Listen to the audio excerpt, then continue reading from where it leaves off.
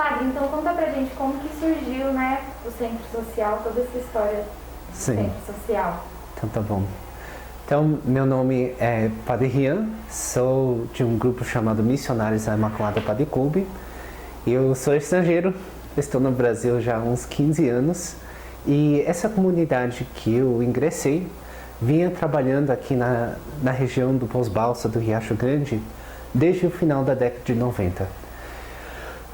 No primeiro momento se visitava as casas e via uma situação de que não tinha nenhum suporte para as crianças. Então as missionárias, que é o ramo feminino da minha comunidade, elas começaram com um projeto de adoção à distância. Então, como elas eram de origem italiana, elas conseguiam doações para prover material escolar, alimento para aquela família e assim dar condições para a família poder se sustentar. Mas ainda a gente sentia que isso era pouco. Então, em 2002, por aí, começou a se sonhar um projeto que seria o Centro Social Maximiliano Kolbe. Ficou pronto em 2009 e bem nessa época também foi criada a paróquia São Maximiliano Kolbe, confiado justamente aos missionários da Imaculada Padre Kolbe. E assim, nosso trabalho aqui no Centro Social é de fortalecimento de vínculos e convivência social para as crianças e suas famílias. Nós atendemos crianças praticamente dos 6 anos até os 17 anos e nos finais de semana também a gente faz encontros com seus familiares, com as mães. Agora, na igreja, nós também temos uma presença missionária. Então, quando a gente fala a paróquia, não se trata de um templo, mas de um território. Eu moro aqui na região do Pós-Balsa, perto do Tatetas, e andando pelo bairro, né, a gente vê muitas situações. Nós temos capela em 3 dos bairros daqui, mas são 10. Então a gente procura visitar, conhecer os outros, e na medida que a gente foi visitando as pessoas, as famílias, percebemos a grande necessidade que tinha. Então hoje a paróquia e o Centro Social trabalham em rede, em parceria. Nós encaminhamos pela assistência social muitas situações para o CRAS, para o CREAS também. E enquanto a igreja continua com o seu trabalho pastoral, também a gente olha para o lado social. E desde que começou a pandemia, também a igreja entrou para ajudar as famílias através de cesta básica, de fralda, de mantimento, de remédio, aquilo que a família vier a precisar. E nós fizemos isso tanto através de arrecadação de doações, quanto também de parcerias, como com a Fundação Salvador Arena. Então, desde que começou a pandemia, pelo menos pelo período de 1 ou 2 meses, nós ajudamos em torno de 60 famílias. Como que é feito o acompanhamento com essas famílias, Padre? Primeiramente, quando a família faz o cadastro, nossos agentes de pastoral recebem essa família e ali começa uma conversa inicial. Como somos daqui do bairro e a gente conhece quase todo mundo, ou conhece alguém que conhece, a gente procura ou fazer a visita ou pedir alguém da comunidade para que possa visitar essa família e ver qual é a real necessidade. Acontece que em 90% dos casos a necessidade realmente existe. E aí, toda vez que a pessoa vai retirar sua cesta a cada mês, a gente procura conversar e a gente mantém um contato. Então, se acontecer alguma eventualidade, nós também procuramos dar o suporte a essa família naquilo que ela precisar. Agora, ainda faltariam muitos outros projetos, mas na alimentação foi isso que a gente consegue fazer neste momento. Padre, a população carente do Pós-Balsa tem dificuldades, né, em acesso à saúde, à educação, transporte, saneamento básico. Fundar um projeto que atenda a todos em meio a esses problemas se torna um grande desafio diário. Na sua visão, quais são os maiores desafios para lidar com a escassez de doação e auxílio às pessoas em situação de vulnerabilidade? Uma das coisas que, quando a gente vê o os discursos sobre o trabalho de apoio às famílias é que se tende a considerar cada família como um indivíduo, como se o seu problema fosse só por causa das suas dificuldades financeiras pessoais, né? Ou aquela pessoa não consegue arrumar um emprego. Quando na realidade, nas mais das vezes, trata-se de comunidades inteiras sem a devida estrutura. É o que acontece aqui no Pós-Balsa, por exemplo, mas em muitos outros lugares de São Bernardo e do ABC como um todo. Então, aqui no Pós-Balsa nós não temos saneamento básico. Temos uma unidade de saúde que atende uma área geograficamente muito extensa. Apesar do UBS fazer grandes esforços, né, e somos atendidos muito bem pelas pessoas que são os trabalhadores dessa unidade, ainda assim há necessidades que não conseguem atender. No final de semana, por exemplo, até chegar SAMU, pode durar até 1 hora. Eu lembro o primeiro ano que eu estava aqui, uma jovem da minha idade faleceu de asma, porque não conseguiu chegar até lá o SAMU em tempo.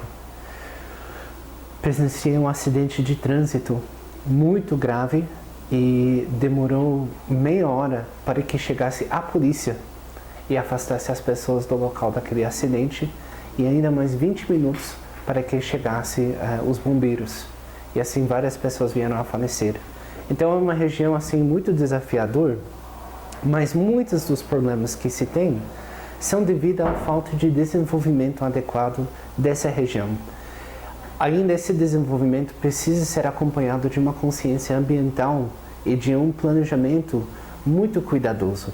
Quando você está num lugar especial como essa, que é produtora de águas, né, tem muitas nascentes, um lugar especial precisa de comportamentos especiais. Então a forma de se fazer o sistema de esgoto ou de fossa que fosse, né, nós temos muitas realidades rurais, a forma de se pensar o ensino, as escolas, tudo isso deveria estar voltado para a questão ambiental. Mas não há um desenvolvimento de políticas educacionais. O que a gente vê muitas vezes na periferia são políticas repressivas, né, de violência. Então é de retirada, é de olhar a questão da abordagem ao crime, mas há muitas poucas ações educativas. E essa falta de acesso à informação e a falta de acesso a forma correta de se resolver os problemas, eu acho que é o maior desafio para nossos moradores. Quando você pensa em conseguir um trabalho, a pessoa tem que atravessar tem que chegar na balsa, atravessar a balsa e chegar no seu emprego.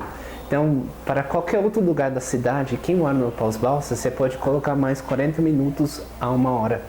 Então, nossos moradores, eles saem muito cedo e chegam muito tarde. De forma que quando chegam, está todo mundo já muito cansado. Então, atividades de lazer, atividades comunitárias são muito poucas. Nós não temos espaço público de lazer. Então, imagina, às vezes quando a gente está preocupado, de cabeça quente, o que a gente vai fazer? Fazer uma caminhada. A gente vai num parque, né? Descansar um pouco a cabeça. Quando a comunidade não tem espaço onde possa estar, não tem espaço onde se pode se encontrar, conversar sobre os problemas, aí essa comunidade vai acumulando assim um mal-estar. Então não é só a pobreza de famílias individuais, o acesso ao emprego como política pública, o acesso à educação que faça sentido com o ambiente onde mora, o acesso à saúde de forma contínua, né, e de informações, tudo isso faz com que a gente tenha qualidade de vida. Então penso que uma das coisas que a gente precisa pensar muito é como ajudar as comunidades a ter uma consciência de si, né, enquanto realidade comunitária, e pedir os seus direitos básicos, né? Quando a gente fala de direitos humanos, muitas vezes as pessoas criticam pensando apenas na situação de não tortura, que, diga-se de passagem, é muito importante que não haja tortura por parte do Estado.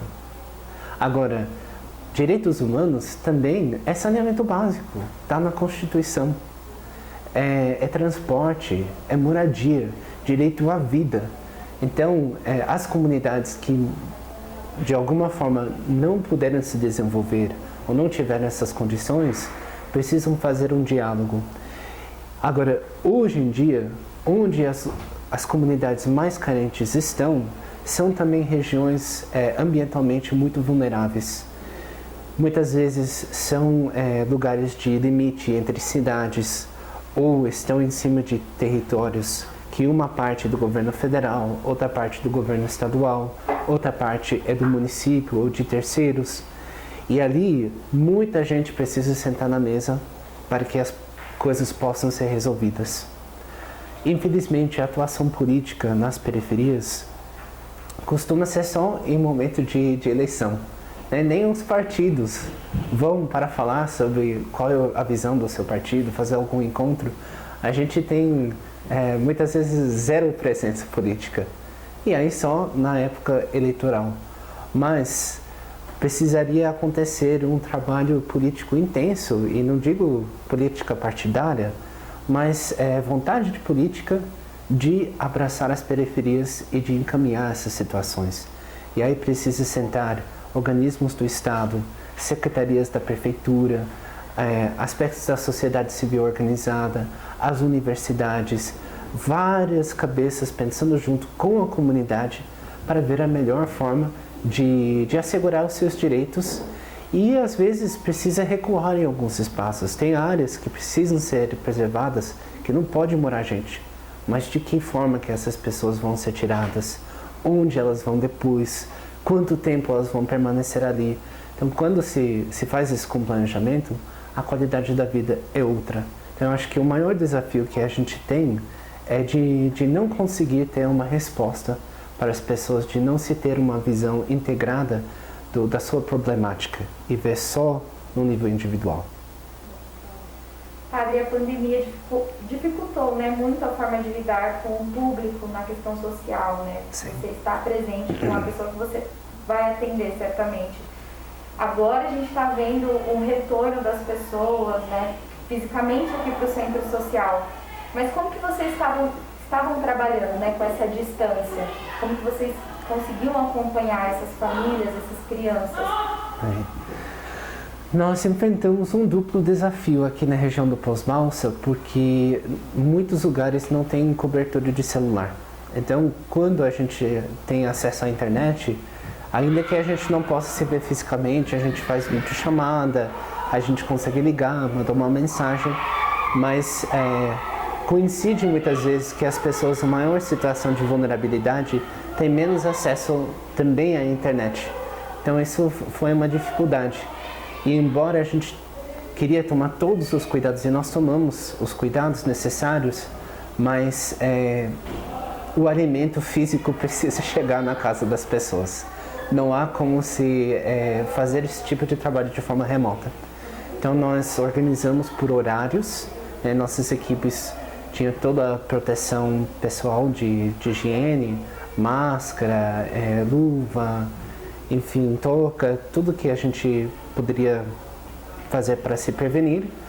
E também entregamos álcool em gel, entregamos material de limpeza, detergente, para essas famílias poder também ter um mínimo de cuidado higiênico em suas próprias casas.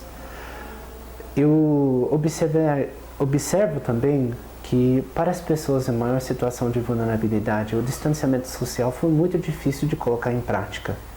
Muitos dos nossos moradores trabalham como camelô, vendedor ambulante. Aqui na própria Balsa tem várias pessoas que trabalham ou no pedágio do Imigrantes, no pedágio da Anchieta. Como poucas pessoas estavam circulando, ficou mais difícil ainda. Outras pessoas trabalham, por exemplo, de faxina. Então nossa região sentiu um impacto muito grande de não ter acesso à renda. Quem trabalha de forma informal não tinha como se sustentar. E aí as pessoas foram se virando da maneira que era possível. Mas eu diria que quem está em situação de vulnerabilidade certamente foi exposto a um risco maior. E nós fizemos o possível para que ninguém, ao receber o alimento, levasse embora o coronavírus. Então a gente toma todos os cuidados, a gente repassa as informações, mas eu diria que como sociedade nós certamente falhamos em alguns momentos em dar o devido suporte que as pessoas precisavam. Padre, a pandemia também fez com que o número que o senhor também acabou de falar, né? O número também de pessoas assistidas aumentou, certamente. Um público, como o senhor disse, ficou desempregado, né?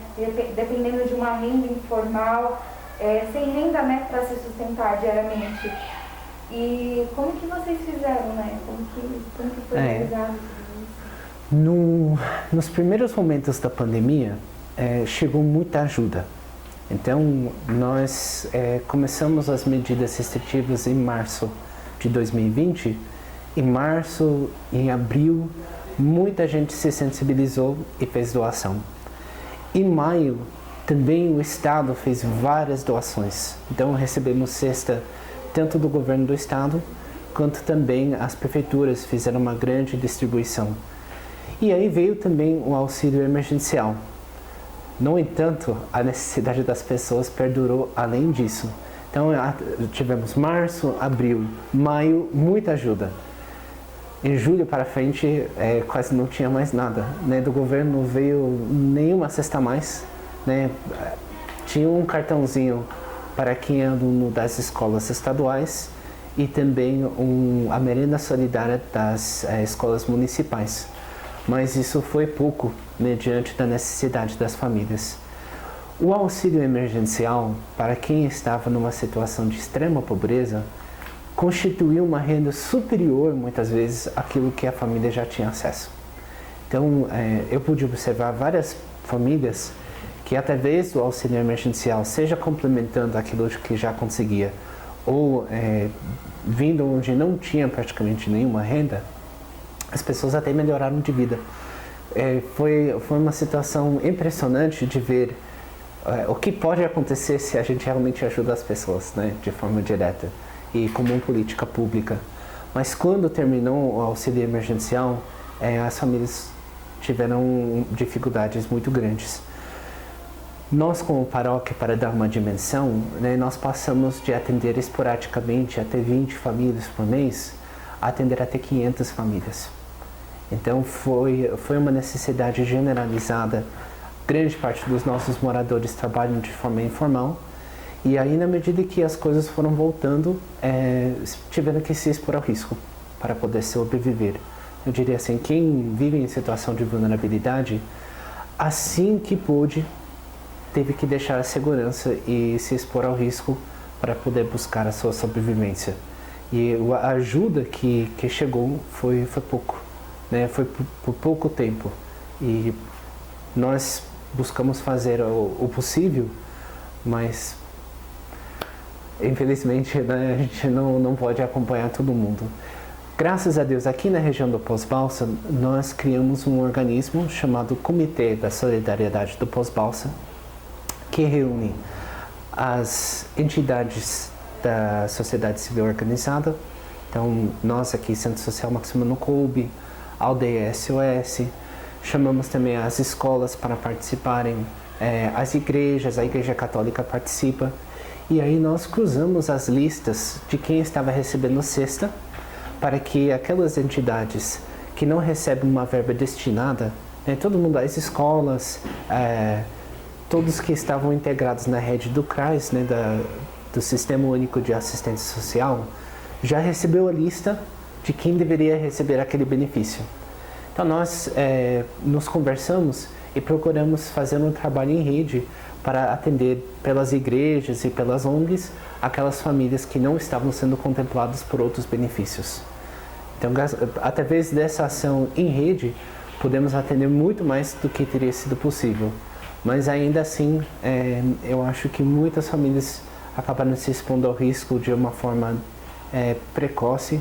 Várias pessoas aqui da comunidade vieram a falecer, né? Tivemos famílias inteiras que pegaram Covid. Às vezes, num quintal, mora várias famílias, né? Então, uma pessoa pegou, todo mundo ficou doente. Então, tivemos situações muito dramáticas. A gente ainda pode ter esperança em relação a essas dificuldades que metade dos brasileiros vem enfrentando? Ainda há solução? O que deve ser feito efetivamente para amenizar toda essa situação? Existem dois tipos de problema. Então nós temos problemas porque algo foi feito de maneira errônea e nós temos problemas porque não foi feito nada ainda em relação a essa realidade. Então se nós olharmos a história do Brasil, quando que se começou a pensar um Brasil realmente para todos? Para mim o grande marco é a nossa Constituição de 88, que consagra de forma assim legal, jurídica, o direito à vida de todos os brasileiros. Mas nós temos uma lacuna histórica muito grande de pessoas que não foram incluídas nunca. E nas nossas periferias há muita falta de cidadania, não porque as pessoas são ruins, mas porque ainda não se chegou até elas, né, a totalidade daquilo que é ser um cidadão, uma cidadã do Brasil. Se nós desanimarmos diante dos desafios, é claro que nada vai acontecer. Mas eu acho que nós temos que ter um pouco de perspectiva e saber que muitas coisas estão em construção. E é necessário que a gente some forças, né? Nossos dirigentes, nossas lideranças políticas não sabem de todas as coisas. E é importante que as comunidades se organizem e levem ao conhecimento do poder público como está a realidade. O jornalismo tem um papel fundamental a esse respeito, né? Toda a sociedade tem que se somar para que a gente possa tomar conhecimento do que está acontecendo na nossa realidade e nos organizar como um todo. Então, a Constituição tem uma forma muito interessante de pensar os direitos e os deveres. Para cada direito que tem as pessoas acesso à educação, acesso à saúde e assim por diante, corresponde também um dever. E os deveres costumam ser, primeiro, do cidadão, da família, da comunidade, da sociedade e do Estado. Então, todas essas partes precisam fazer o seu papel. Nós não podemos esperar que o poder público resolva todos os problemas. As comunidades também precisam se organizar, as famílias também precisam se cuidar, e aí cada instância vai dando apoio a quem está aí na frente, até a gente chegar em cada indivíduo, em cada pessoa. Então eu acho que assim, a força comunitária é um norte muito importante. Diria também que é necessário nesse momento começarmos uma conversa no Brasil sobre uma política pública de segurança alimentar em todos os nossos municípios. A igreja, as ONGs, a gente ajuda as pessoas com cesta básica, mas nós fazemos isso com muita pouca informação. Nós não temos acesso ao cenário completo das nossas cidades. A gente vai ajudando de forma assim, vem uma pessoa, a gente ajuda. Agora, o poder público, ele tem condições de fazer uma análise da realidade de uma forma mais complexa, de cruzar os dados do governo federal, estadual e municipal e de pensar em formas de segurança alimentar mais sustentáveis. Nós estamos num momento agora que o preço do gás de cozinha está em ascensão, combustível está em ascensão. O preço dos alimentos básicos, arroz, feijão, subiu muito. Então, as famílias têm cada vez menos acesso. Nós estamos realmente numa emergência de segurança alimentar. E essa emergência ela não pode ser pensada só pelas ONGs e pelas igrejas. Ela precisa ser pensada pela sociedade. Mas não basta só cruzar os braços e achar que os governantes vão perceber isso do nada. A gente precisa se organizar e reivindicar os direitos básicos da nossa população. Então, acho que nós estamos como sociedade numa encruzilhada. Ou nós podemos ficar na indiferença, deixar as coisas como estão, e isso vai ser uma sentença para a nossa camada mais pobre, mais vulnerável da nossa sociedade, ou nós podemos ter uma atitude de solidariedade, de fraternidade e de perceber que nós precisamos nos unir, porque esses problemas dizem respeito a todos nós como sociedade. Uma sociedade, uma família que deixa para trás seus membros mais vulneráveis é uma sociedade doente. Então nós também Nós não podemos nos tornar indiferentes ao sofrimento das pessoas. E nós não podemos só pensar no nível individual. Precisamos pensar em soluções sustentáveis, soluções que contemplem como nós vamos arranjar emprego para as pessoas poderem ter renda, para elas poderem comprar um alimento. Então é muito melhor pensar em renda, em emprego, do que pensar em cesta básica. A cesta básica é uma solução emergencial, mas isso não é uma solução para nossa realidade. O processo de desindustrialização faz com que a gente está num momento que a gente precisa pensar em coisas novas. Então eu acho que tem esperança, mas também não é uma questão automática. Às vezes as pessoas falam da pandemia como se fosse só uma questão de destino. Olha, quem tiver que morrer vai morrer, quem tiver que perder o emprego vai perder, como se tudo que vai acontecer já está pré-ordenado. E na realidade não é assim.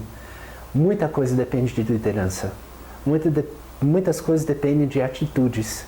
Então, se a gente enxerga uma necessidade, se a gente pode fazer a nossa pequena parte, então vamos fazer e vamos conversar com quem está fazendo algo como nós. Vamos nos organizar e vamos levar essas questões ao conhecimento, ao debate da sociedade. E assim podemos elaborar políticas públicas sustentáveis que garantem trabalho, renda, alimento, educação, saúde para todos os brasileiros e brasileiras.